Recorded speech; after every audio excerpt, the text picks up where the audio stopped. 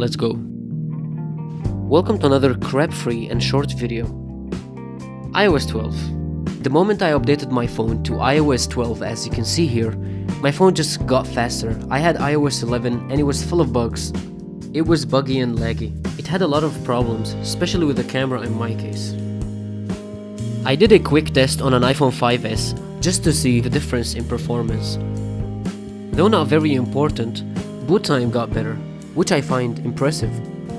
The lag is reduced, and the animations are simply smoother. Even app's launch time is better, which makes me think that the battery performance will be better, but I don't know yet. This would be enough for me to upgrade, but what about features? Well, it comes with a couple new features, like screen time. Now, screen time is kinda important because it tells you where you waste your time the most.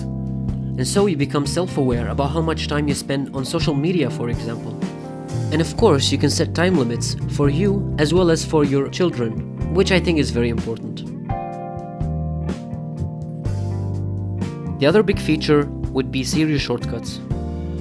This means that you can program Siri to do a set of actions when you say a specific sentence.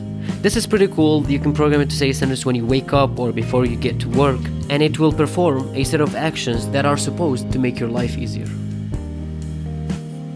Obviously, this isn't an in-depth video about iOS 12. Instead, this is just my take on it as an old iPhone user.